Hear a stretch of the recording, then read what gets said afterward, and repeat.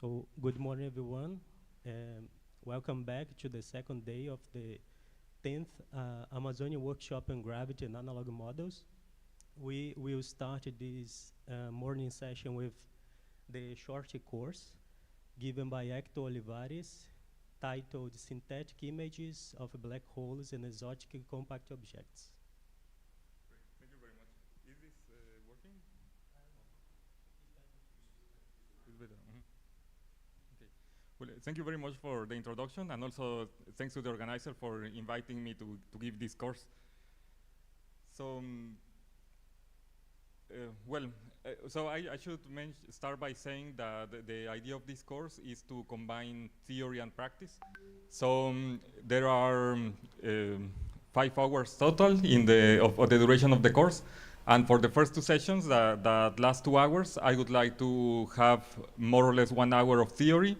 And then for the second part, I would like to have more or less 1 hour of practice. So in that section, we will download a code and try to run some things well related to the topic of the course. So also I will try to do a small space between the first half and the second half, so that maybe we can refresh us a bit before continuing. But let's get into the topic. So, well, this is we are living really in a very nice time for the exploration of strong gravity environments. So from one side, we have the detection of gravitational waves that happened during the last decade. But also during the last decade, we had the first images of supermassive black holes at event horizon scales. So these images, we have been able to image 2 of the nearest supermassive black holes, namely Sagittarius A star and M87.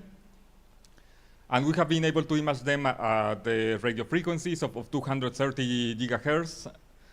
And the information that we know about them is in total intensity of radiation and also in polarization. Now, these are the images that have been published and that are most widely known within the general public. But it is important to mention that the actual observations that we have are are in a bit less intuitive way, in a little less intuitive presentation, which is as amplitude and phases in the Fourier plane. So this is just due to the nature of how observations are done, which is something that I will explain more in the sessions of tomorrow. But the important thing to keep in mind is that these images are reconstructions from observations in a different space that are obtained using interferometry. So, well, however, the present is already very interesting, and the future also points to be extremely interesting as well. So, in addition to the existing network of the Event Horizon Telescope that has produced the images that I showed you, there are well, a set of ongoing or proposed projects that aim to extend this array in order to observe the same systems with more capabilities, or even be able to observe other new systems. So one of these extensions is the so-called next generation EHT or NGHT that contains shorter baselengths that will allow to sample a bit more extended structures around M87. For example, we may be able to see the jet eventually. Also, they will enhance the coverage in time so that we will be able to still have images of these sources when the Earth is in positions that are currently unpopulated, and this will allow better images of for example, Sagittarius A star that can lead to the production of more high-quality movies. And there are also projects that combine space located antennas with Earth located antennas, or that combine purely Earth located antennas. Sorry, purely space based antennas. Can I ask a question? So, Sure. These projects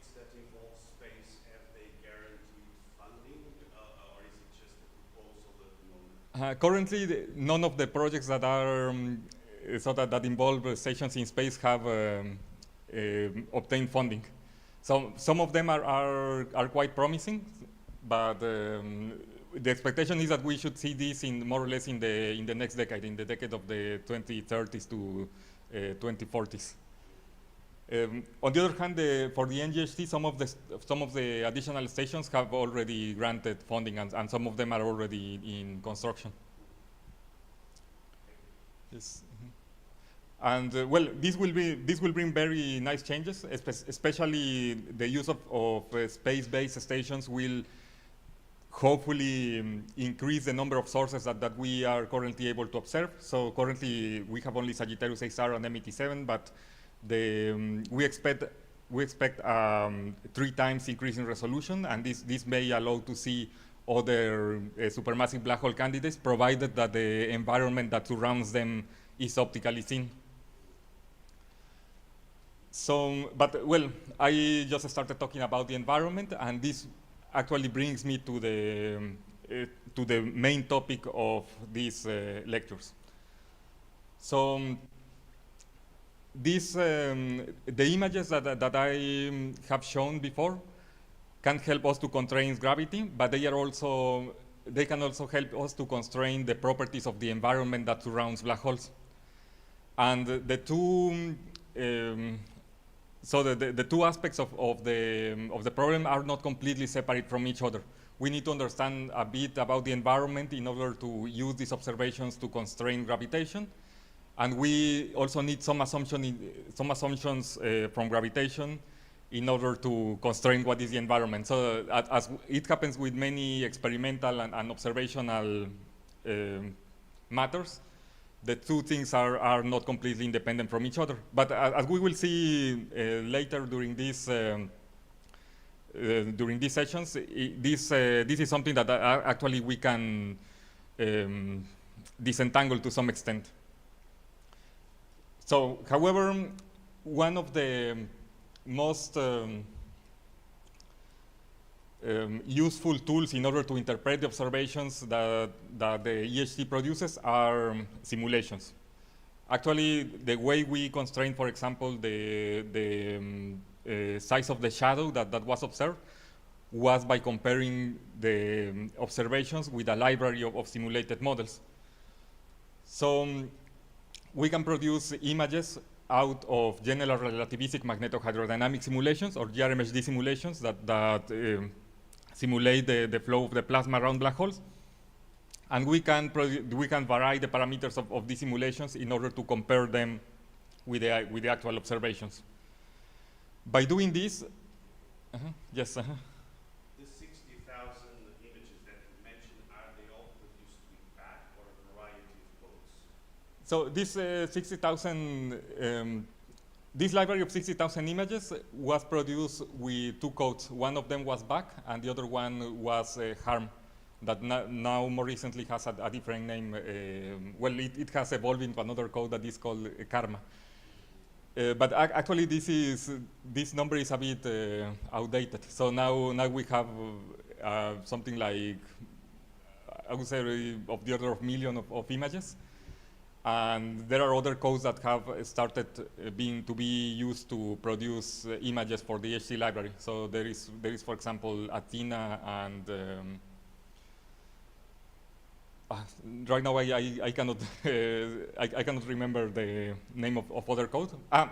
So it is Hammer. So Athena and Hammer are also participating in this. There is another code that is called Coral that is also contributing to the library.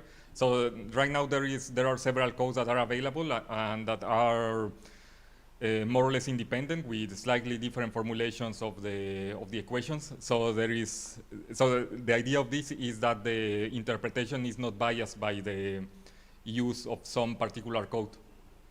However, on the other side, these codes have also been tested among each other in order to ensure that they produce the same solution when simulating the same physical problem.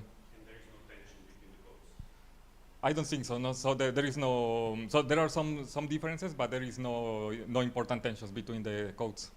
Although there is some tensions between the different libraries produced with different codes, But I think this is mainly due to the use of different parameters. So for example, different adiabatic indices of the plasma and so on. But maybe we can talk about this more in the later in these sessions. So, well, as I was mentioning, these comparisons with the library of simulated observations have already provided very constraining,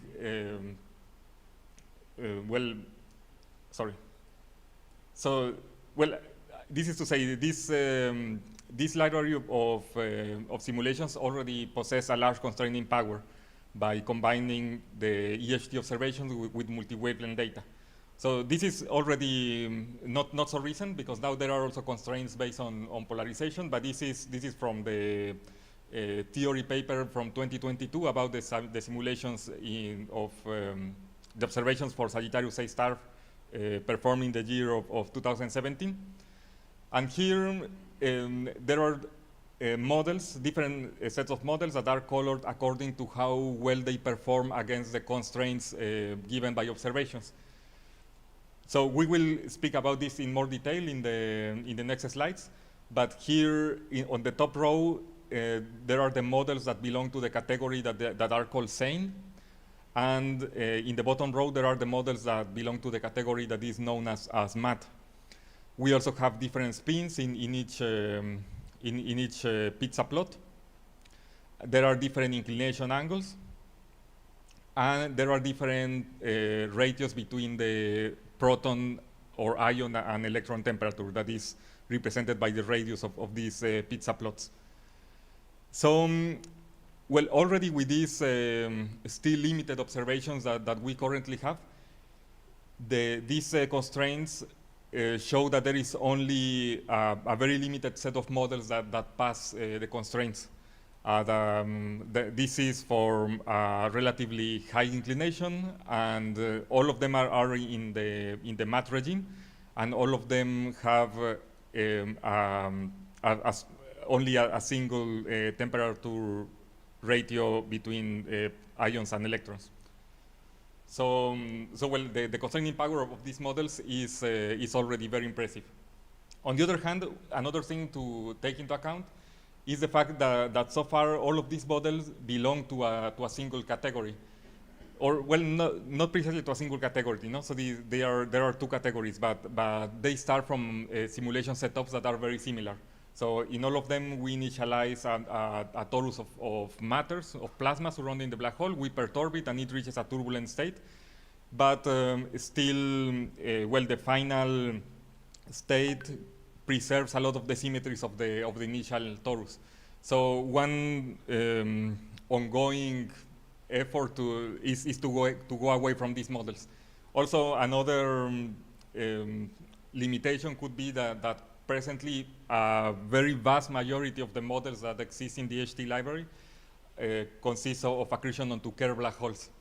So considering different types of black holes, or considering objects different from black holes, is another direction onto which this could be extended. But this is something that I will also talk about, especially in the third session of the lectures. Can I ask a question? Sure. Maybe you will expand on this, but since you mentioned it, when these models fail to meet the constraints, what are the constraints we are talking about from the images that they fail to meet? Is it the shadow size, so what is it? It can be different constraints from different models. So, well, one of the main constraints is the size of the shadow. So this is one of the HT constraints. Or actually, what is measured is not the size of the shadow, because that is hard to measure. But what is measured is the size of the ring, of the bright ring. So this is one constraint. But there are also multi-wavelength constraints. For example, for the case of M87, we require that simulations are able to produce a luminous enough jet. For Sagittarius A star, we don't have that constraint, but that is there for M87. Or there are also constraints on the total flux of radiation at different wavelengths. So, for example, at other radio wavelengths, but also at infrared, and also in X-rays and gamma rays. So there are constraints based on the spectrum, on the morphology, and there are also constraints based on the variability. So, and for example, one of the difference between SAMES and MATS resides precisely on the variability. But so we will talk a bit. Yes. Right. So well, despite these limitations of the libraries that I mentioned, there is a set of assumptions, or actually, well, a set of conditions on which we are more or less sure about the environment of black holes, and we are sure before making the observations of the HT. So this is information that one can obtain, for example, from the spectrum or from other observations that constrain the mass accretion rate at larger wavelengths. So this information allows us to perform some simplifying assumptions on how the plasma around the black hole should behave. For example, something that we know is that the black hole mass is much bigger compared to the mass of the accretion disk. We know this because Sagittarius A star and M87 weigh millions of solar masses, or in the case of M87, even thousands of millions of solar masses. And the plasma that surrounds them is very tenuous. So here I wrote 100 particles per cubic centimeter. It can go perhaps to even 1,000,000 particles per cubic centimeter, but this is also something that is extremely tenuous. So from this we know that plasmas most likely or very hardly affect the background metric. So this allows us to consider that for simulations we will always use stationary spacetimes. Also, the fact that the plasmas are so tenuous allows us to use ideal gas thermodynamics. We also believe that because of these conditions, that the plasmas are very tenuous, but also combined with the fact that we expect a lot of ionizing radiation along, around these supermassive black holes. So because of this, plasma should be very ionized. It should, and therefore also very electrical, very conducting electrically. So this allows us to use ideal magnetohydrodynamics. So, well, here I wrote resistive, but perhaps. So for the conditions that we have in Sagittarius A star and M87, it is mostly ideal magnetohydrodynamics. So plasmas are expected to be very, very conducting. And finally, we can also make estimations on the time scale that these plasmas will take to cool down via the emission of radiation. So because these time scales are much larger compared to the time that it will take for plasma to get accreted by the black hole, we can safely consider that plasmas are radiatively inefficient. And this allows us to decouple radiation from the behavior of the plasma. So we can consider separately radiation from the MHD. So by performing this separation of time scales and length scales, one can construct a procedure to go from a space-time model into some predicted synthetic observations in which it is possible to consider every step separately. So this is how the models in the library are created. We start first from a space-time model. This can be determined by the gravity theory and the nature of the compact object. It can be, for example, if we consider a black hole or something more exotic or a different kind of black hole. Then once we select the nature of the spacetime, we can use it as a background in order to perform the simulations on the behavior of the plasma. So for this stage, we perform general relativistic magnetohydrodynamics or GRMHD simulations. Then when we have performed one of these simulations, because the radiation is decoupled from the plasma, we can perform then general relativistic radiative transfer calculations. So in this step, we simulate how the radiation that the plasma emits behaves and propagates. And finally, when we obtain an image, we incorporate the uncertainties associated to the instruments and the observing conditions in order to produce a synthetic image. And also, I should say that apart from this figure, all of the the rest of the figures that I showed in these slides corresponds to synthetic observations, or actually correspond to the simulation process. So this is a volume rendering of an actual plasma simulation performed with the code that we will learn in the second half of today.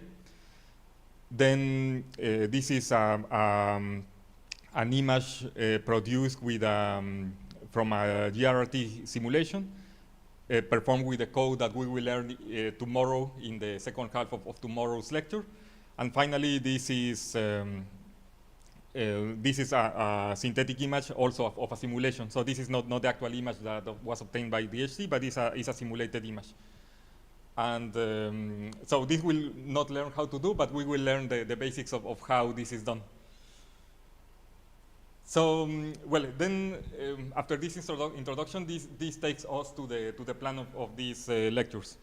So in today's session, I will explain how to produce GRMHD models of hot accretion flows. So a bit about how the environment so we already saw that, but with a bit more of detail, how the environment tells us what we should simulate, and also the basics about the numerical methods that are used to do that. In tomorrow's sessions, we will talk about general relativistic radiative transfer. So same we will learn about the basic radiation processes and how that connects to the image that we will observe, and also a little about the numerical methods. For this, I know that there may be some overlap with the lectures that you already had yesterday from, I forgot his name, from Gonzalo Olmos. So perhaps we will go a bit quickly through that, we will see. And finally, session 3, that will be the day after tomorrow, will be more theoretical. So it will not be, we will not work with a code, but I will show you particular applications of the pipeline that we will learn for the case of simulating the appearance of exotic compact objects. So, then let's get into the matter of today's session. So, as mentioned briefly before, we will consider accretion onto objects similar to Sagittarius A star and M87. So the plasma that surrounds this object is expected to be in an accretion pattern that is known as hot accretion flows. These accretion flows are expected to have a relatively high angular momentum, so that matter is rotationally supported, and they are expected to be radiatively inefficient, as for the reason that we mentioned below. So the time scale that it takes for the plasma to cool is much larger compared to the time that it takes to accrete onto the black hole. So the plasma stays with this energy, and most of energy transport happens because the plasma moves. So energy moves with the plasma. That is what is called advection. So the advection of energy. And in the literature, these type of plasmas are called RIAFs. That stands precisely by radiatively inefficient accretion flow. Because plasma carries most of the energy with it, a lot of the energy is in the form of plasma internal energy. So internal energy is related to pressure, as we know from the ideal equation of state, and therefore the pressure support increases the scale height of the disk. So that is why these kind of disks are always expected to be thick disks, so geometrically thick. Also, because the plasma interacts very weakly with radiation, this means that plasmas are relatively transparent. And because they are relatively transparent, the technical term from this is to say that they are optically thin. So the plasma that surround Sagittarius A star and M87 are geometrically thick and optically thin.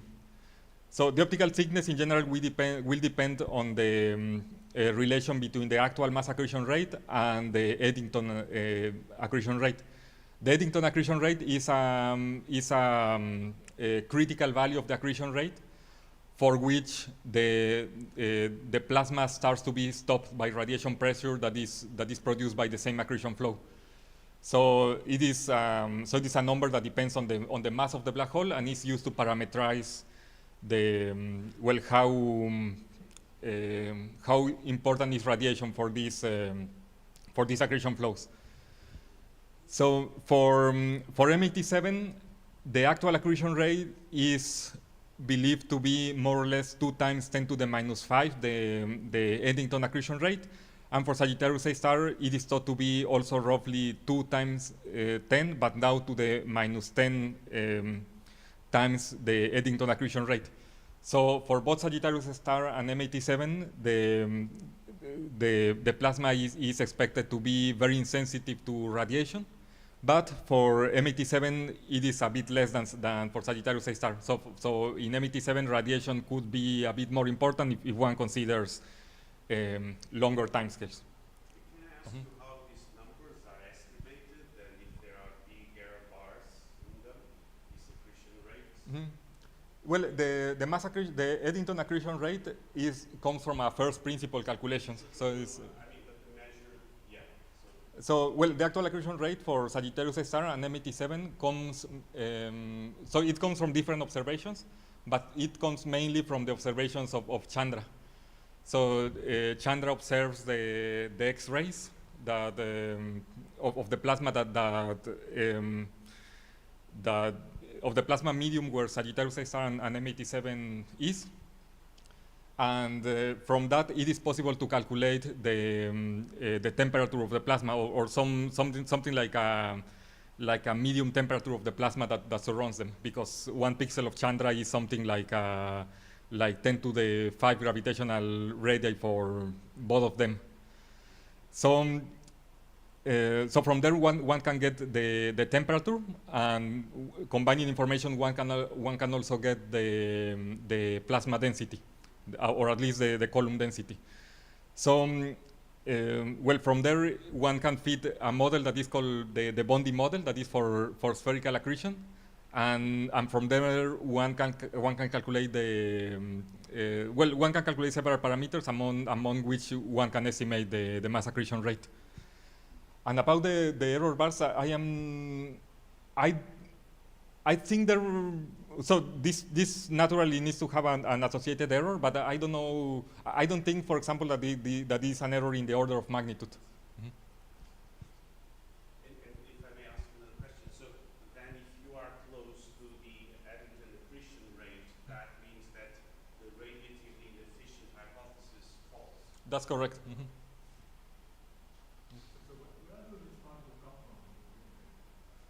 The particles that compose the plasma. So they come.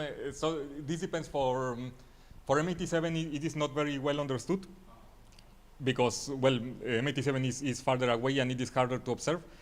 But for Sagittarius A star, this is expected to come mainly from stellar winds. So there is a group of Wolf-Rayet stars that orbits Sagittarius A star. So Wolf-Rayet stars are very windy, and most of the plasma. Sorry, the Wolf-Rayet stars. Wolf-Rayet. So these stars are very windy, and most of the accretion flow that gets into Sagittarius A star is supposed to come from these stars.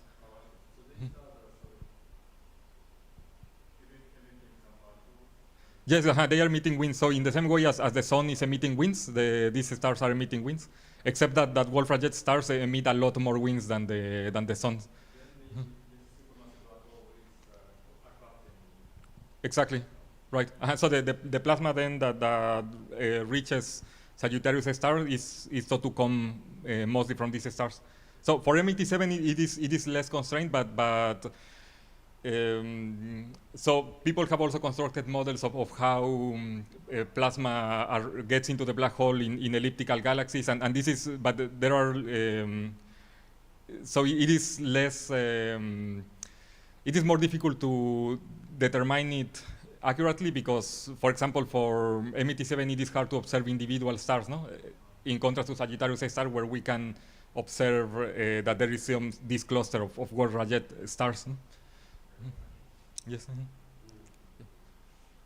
Sure.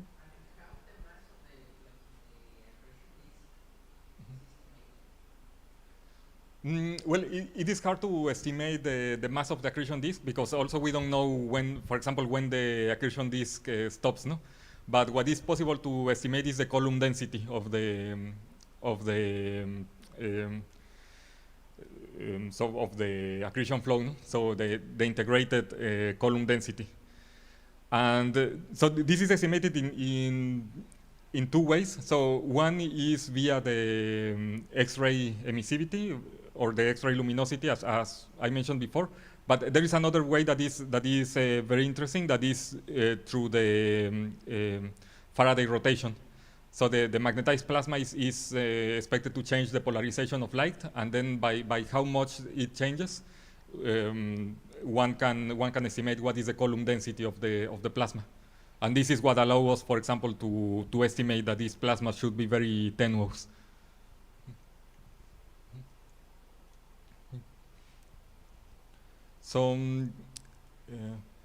So then we have said that these plasmas are in the radiatively inefficient accretion flow regime, that they are advection-dominated accretion flows, and that they are optically thin and geometrically thick.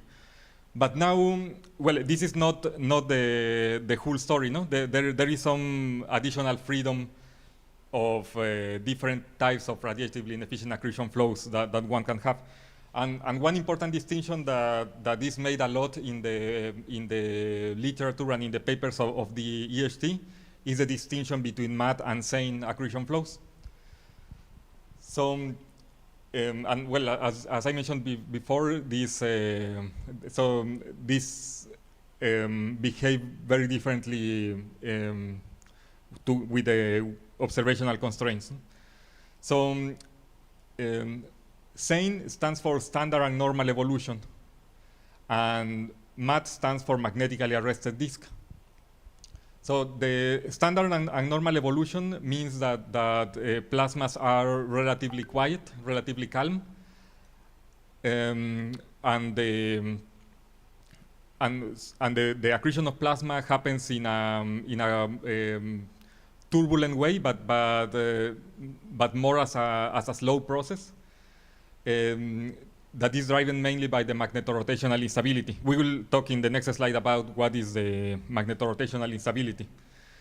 But so one can imagine the same disks, more or less like a quiet stream of water. No? So there is turbulence in it, but it is in general quiet. On the other hand, the magnetically arrested disk regime has a very opposite behavior. So in the magnetically arrested disk regime, there is a lot of magnetic field eruptions, and this happens because mattes are a lot more magnetized. Magnetic field accumulates near to the black hole until it reaches a critical value.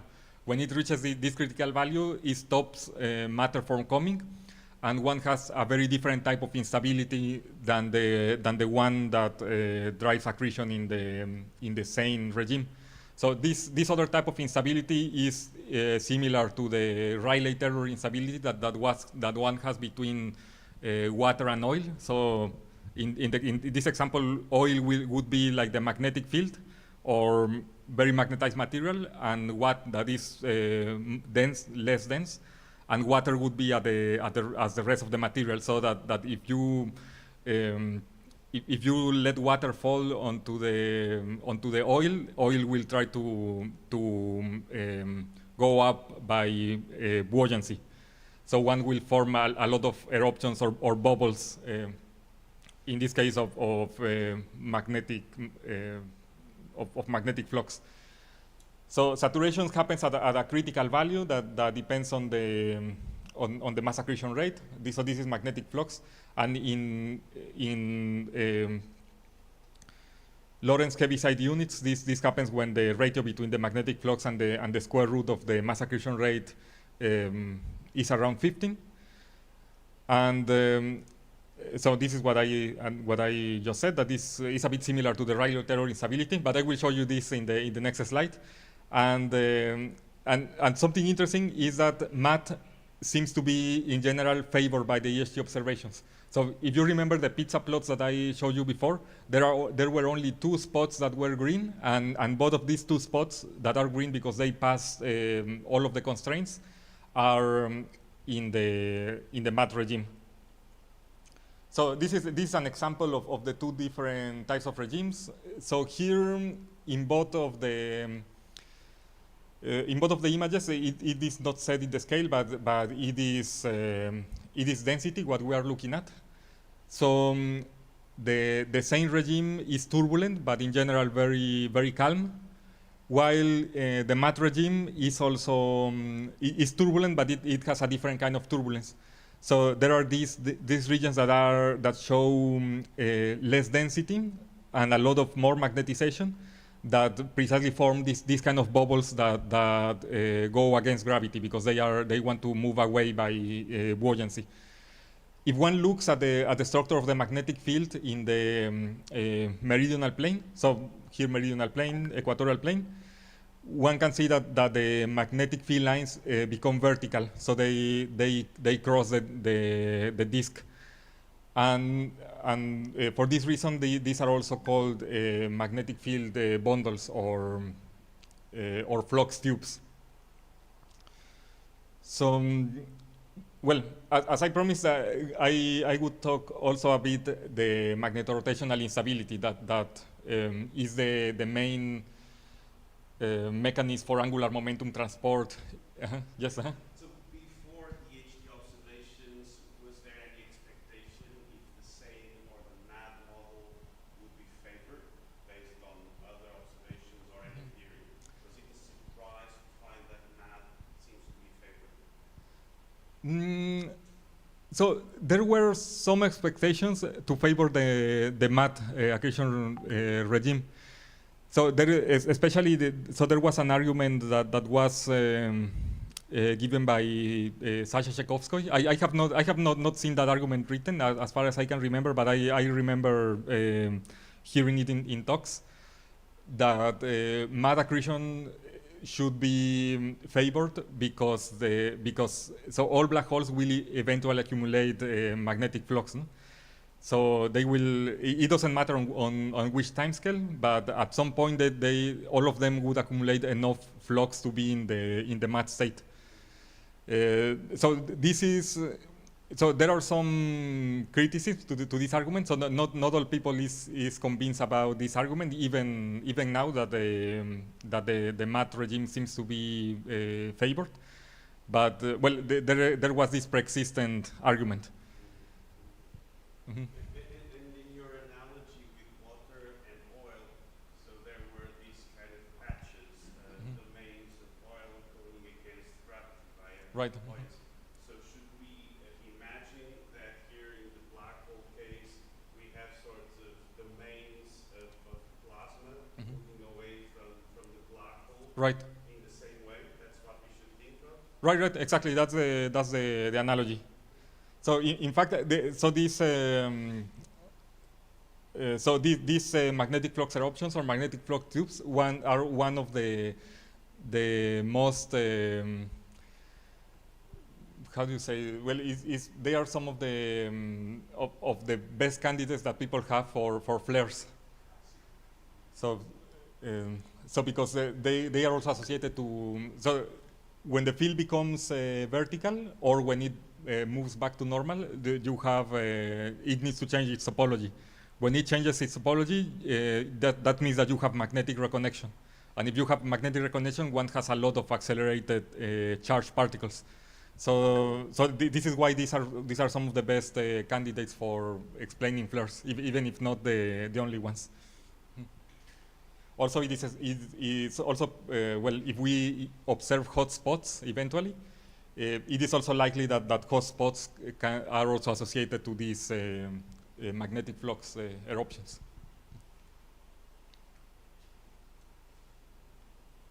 So, okay, so then let's go back to the main mechanism that is expected to drive accretion in same disks, but also for mass or other types of disk in the farther away from the region where the magnetic flux eruptions. So we need a mechanism that gets rid of angular momentum. This is because if one just have matter orbiting around an object, just because of conservation of angular momentum, it cannot get too close. No? So it needs to get rid of the angular momentum in order to fall to smaller orbits, and this is why we need angular momentum transport. So let's see how this works, in particular for the magnetorotational instability. So in ideal MHD, one has a condition that is called the magnetic field frozen in condition. This means that the magnetic field lines need to be carried with the fluid elements. So magnetic field lines cannot cross fluid elements. And this results in a sort of magnetic tension that is kind of a restoration force of magnetic field lines. So if you distort a magnetic field line, it will try to get back as it was, a bit similar to an elastic rope or a spring. So, but let's see what happens if one has this condition on an accretion disk. So let's suppose that we start with a magnetic field line that is connecting two neighboring fluid elements. And also let's consider that the rotation profile is close to the Keplerian rotation profile. So in the Keplerian rotation profile, one has lower angular velocity farther away and higher angular velocity close to the central object. So this means that if we distort the field line by perturbing the fluid elements, the magnetic field line, this magnetic tension will try to bring them together. But because it tries to bring them together, it will slow down the particle that is closer, and it will speed up the particle that is in the farther away radius. So this means that if first they were orbiting near the Keplerian speed, now the particle that is here nearby will be too slow to be sustained by centrifugal force. So now it will go even slower than what it was, because it's dragged by this other particle. And in contrast, this other particle will be too fast to be in this orbit. So so this means that it will try to escape to an orbit that is even farther away. This creates a runaway process that is called that is precisely the magnetorotational instability. And this also results in the transport of angular momentum, because the particle that goes close to the black hole will have too little angular momentum, and the particle that is outside will have too much angular momentum. So the magnetic field line is in some sense transferring angular momentum from the closer particle to the farther away particle. So, well, this will result in a runaway process, and then eventually all the magnetic field lines will be tangled, and we will have a turbulent flow where angular momentum is flowing outwards. So, well, this is the standard picture, but what happens if we compare this with the simulations that we have, for instance, from accretion from larger scales? Actually, it is there are several simulations that have simulated how the plasma behaves from when accreting from large distances onto Sagittarius A star, and the results are not so conclusive on how important the magnetorotational instability actually is. In some simulations performed by Sean Ressler, for example, it seems that some of the material is never able to circularize, and some of the accretion that one has is happening just because the winds from the stars are launched almost directly towards the black hole. So in this case, you don't even need a mechanism for angular momentum transport, because because the matter since the beginning didn't have enough angular momentum to stay orbiting the black hole. But on the other hand, there is a more recent set of simulations that was performed by Jorge Quadra, and well, this is also something ongoing. No? So before the work by Ressler, there were already simulations by Quadra. Now there are more simulations by the same group, now led by Diego Calderón. And these simulations show that whether you form or don't form a disk seem to depend on the cooling mechanism of the plasma, which is something that is not completely well understood yet. So, well, we still take the magnetorotational instability as the main mechanism for driving accretion, but there is room still for other possibilities.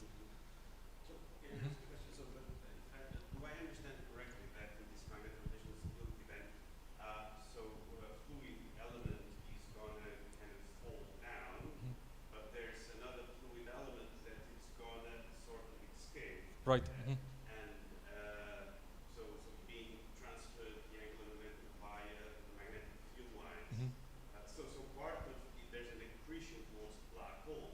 Right. But simultaneously there's an accretion away from. That is correct. Yes.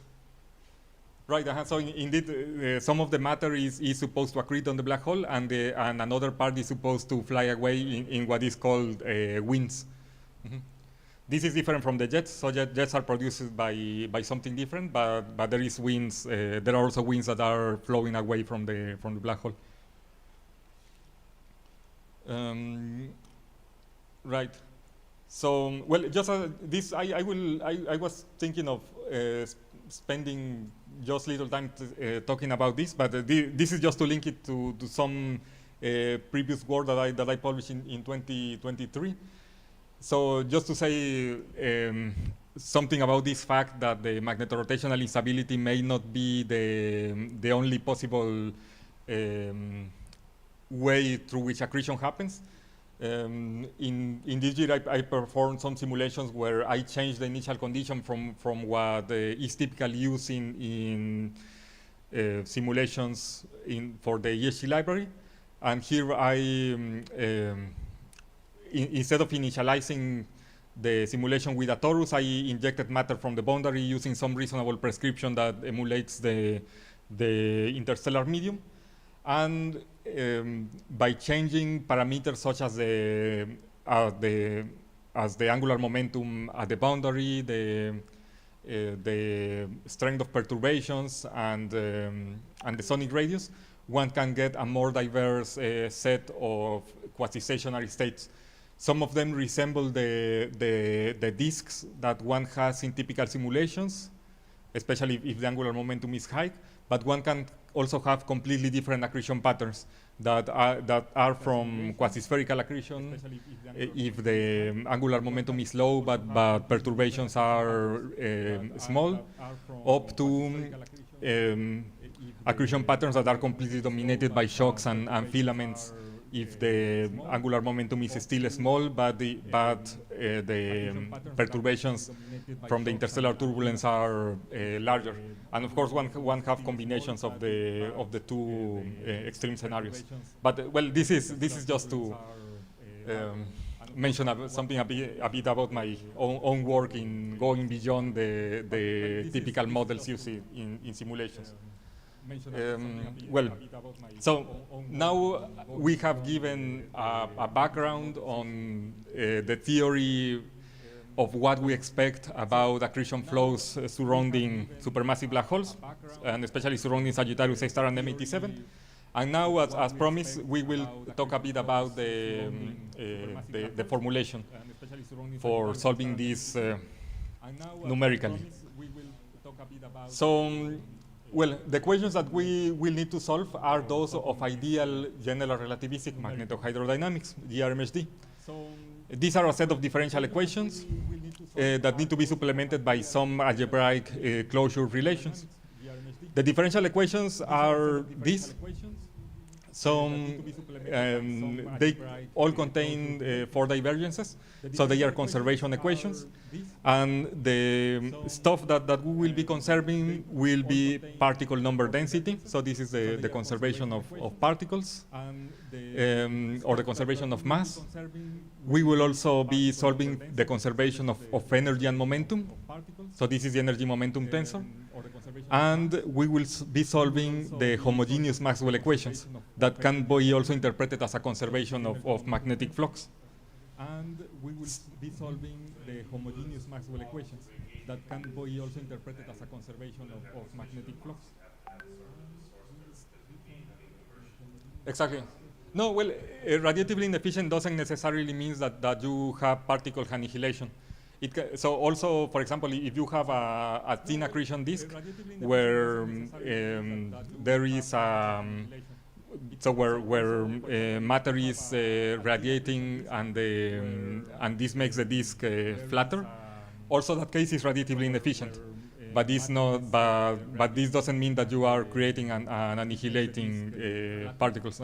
Also, the case is radiatively inefficient. But if you are, exactly, yes. For example, in simulations of collapsars or gamma ray bursts, one is expected to be forming neutrinos, no, or to have chemical reactions. In that case, one have to solve different conservation equations for the different species that have source terms that are associated to the chemical or nuclear reactions. So as I mentioned, these are supplemented by algebraic closure relations. So we know that the energy momentum is conserved, but we need to give a precise form of the energy momentum tensor. In this case, we have that of an ideal fluid. And we have to supplement this with an equation of state. And for the case of ideal MHD, for the case of ideal MHD, as you can see, we are not solving the inhomogeneous Maxwell equation. So this is because we are assuming that we already have a completely neutral plasma, and that every time that there is a slight imbalance in the charges in the plasma, this is balanced again almost instantaneously. So then this means that the electric fields in the plasma frame are 0. And by using that condition, that is called the condition for ideal MHD, one can recover what should be the electric field in the coordinate frame, and spare to solve one differential equation more, that would be the inhomogeneous Maxwell equations. So we recover the electric fields through this formula.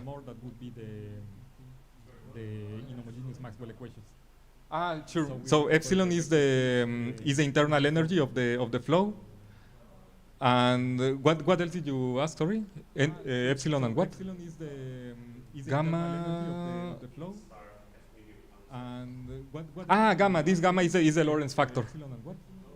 Right. So this is the Lorentz factor of the plasma. So if one imposes the condition that in the fluid frame the electric fields are 0, so the dual of the Faraday tensor is given by this expression, no? That has the 4 velocity of the plasma and the Lorentz factor. So the dual of the Faraday tensor is given by this expression, no? That has the right. So B is the magnetic field in the normal frame, right? And from this one can reconstruct the dual of the Faraday tensor. Normal frame. So, okay, so we mentioned that these are conservation equations. And there is already a numerical method or a numerical scheme that is designed precisely to solve conservation equations. and this is the finite volume scheme. So how does it work? We can formulate all of the equations that I showed previously as conservation equations. We can integrate over zones and transform this equation into an algebraic relation. So we still have the temporal derivative, but the spatial derivative we have transformed it into the evaluation of fluxes at the interfaces. So we have transformed it into an algebraic relation. So by doing this, when we are classifying variables into different sets, so we are evolving the set of conserved quantities, which are number density in the coordinate frame, covariant momentum. This is something that is related to the energy of the flow and the magnetic field. And we have numerical fluxes that tell us how the conserved quantities will flow from one region to another. And finally, because the numerical fluxes are not expressed in terms of the conservative of the conserved quantities, but in terms of another set of variables, we need a set of primitive variables that allow us to write the fluxes in terms of the conserved quantities. So in the primitive variables, we have quantities such as the particle number density in the fluid frame and the pressure, which are things that are not conserved but are needed to calculate the numerical fluxes. So how the scheme works, as I mentioned, is this we discretize. Instead of discretizing, for example, as infinite differences, we discretize by integration. So we use the Stokes theorem, and the previously spatial derivatives now become evaluations of the fluxes in the boundaries of the control volume. So this is very nice because let's consider that we are evolving the content of a conserved quantity in this cell. So if we want to do that, we need to calculate the fluxes at the interface between these and other cells. So we then evaluate the fluxes at the cell interfaces. But now this flux is shared by this cell and this cell. So if we evolve this cell and also this cell using the same numerical flux and the interface, if we integrate the total of the conserved quantity in the domain in one snapshot, and we do it again in the next snapshot, this same flux will appear with opposite signs in the evolution equation for this cell and the evolution equation for this cell. So it will cancel out, and we will be conserving the quantity to machine precision, which is better than, for example, using the conservation that one could get using plainly finite differences.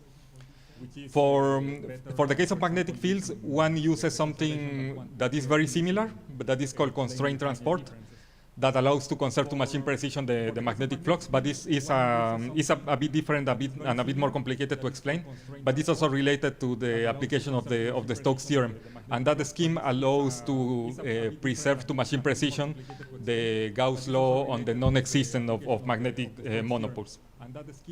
But now we have obtained we have obtained an evolution equation for the conserved quantity, but and so far everything is exact. But what we're still missing is how to calculate these fluxes. And precisely in the way of calculating these fluxes is where approximations come in. So in order to calculate fluxes that take conserved quantities from one cell to the other, we use what is called the solution of the Riemann problem. So the Riemann problem is a problem that consists on how interface between states that are piecewise constant will evolve with time. So there are different numerical ways of solving this problem, and there is even an exact solution to this problem. But the exact solution is too expensive, and we normally don't use it actually for codes. So we use approximate solutions for the Riemann problem that we applied at each cell interface. But before solving the Riemann problem, we try to interpolate what would be the values of conserved quantities at the two pairs of interfaces. This is where approximations come, and this is also where one can get models, schemes that have different levels of accuracy. So one can have, for example, reconstruction methods that are first order or second order. For example, whether they approximate the values at the interfaces by lines or by feeding a polynomial or different possibilities. So there is a variety of numerical techniques for reconstruction and also of numerical techniques for solving the Riemann problem.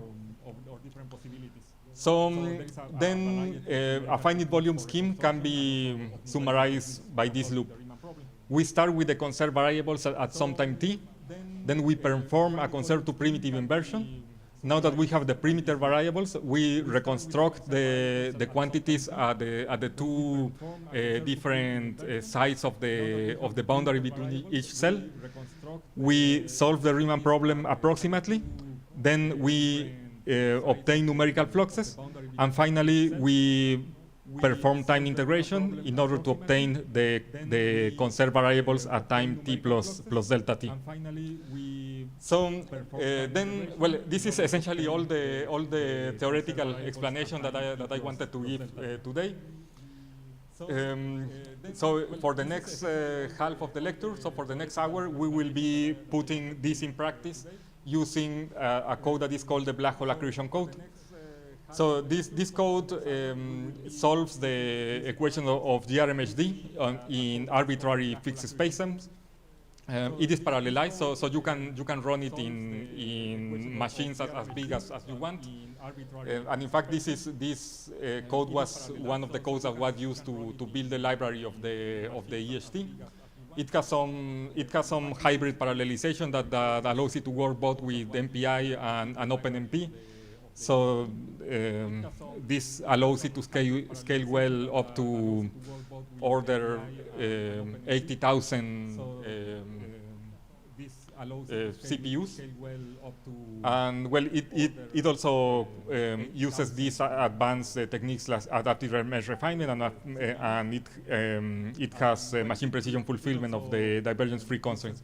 So one of the nice things about this code is that it is publicly available, so you can download it from this website, and this is what we will do next. And also we try to keep it well documented and have manuals and tutorials. So, well, just to conclude, these are the takeaways from today's theories part. So the strong gravity systems that we hope to image at event horizon scale resolution are in the radiatively inefficient accretion flow regime. So the currently existing simulations have explored mainly the same and the math regime, but there are more scenarios to explore, and this is something on which we can well get into the field and try to do something new. So also modern numerical modeling uses finite volume methods. These have very nice properties. I didn't mention shock capture, but these methods are very good to capture shocks.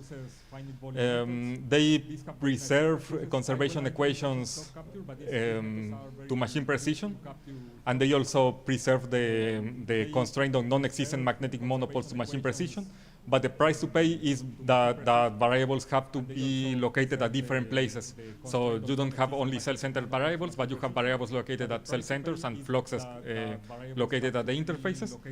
And also one has to perform this conserved to primitive inversion that is one of the parts that takes most of the computational cost of codes. And okay, so having said that, let's have a 10-minute break or so, and then let's go back to the practical part of the session. So thank you very much.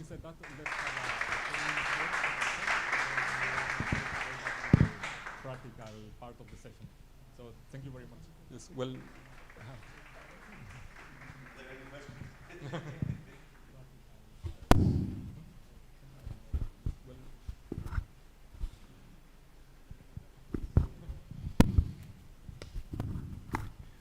Thank you very much, Héctor.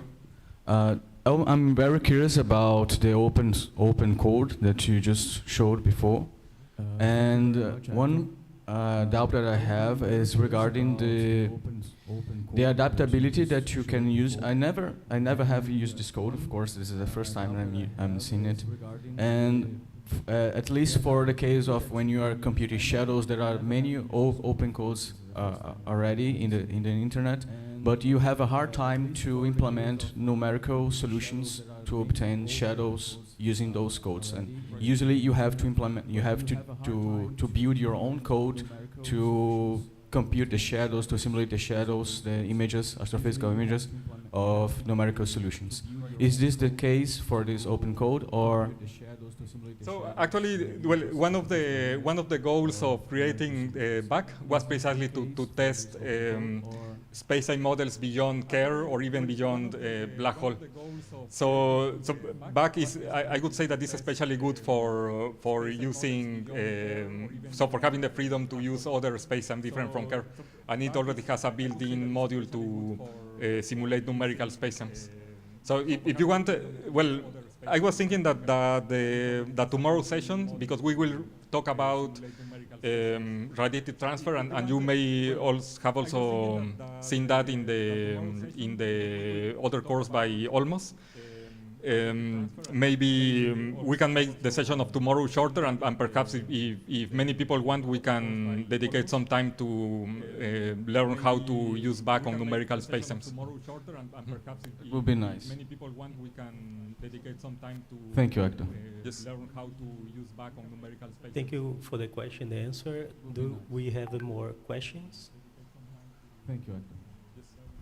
Hi, it's just a curiosity. How far beyond a black hole can this code go? For instance, can you consider a wormhole in this kind of code to your simulations? So, so we have never simulated wormholes with this code, but there is people that have simulated wormholes with other GRMHD codes. However, depending on the particular wormhole model, it may not be so difficult. So if you can cover the whole spacetime with a single chart, it should be very easy. Visualization may be complicated, and we may need to develop additional modules for proper visualization of wormhole spacetimes. But computing the simulation should be easy. Now, if instead you cannot cover the whole spacetime with a single chart, if you need to use two charts, then this is something that we cannot currently do. Now, if instead you cannot cover the whole spacetime with Thank you very much. Any more questions? Then this is something that we cannot currently do. So if not, we will have a short break of 10 minutes, and we come back soon. Thank you. For the second part of the. So if not, we will have a short break. Thank you. For the second part.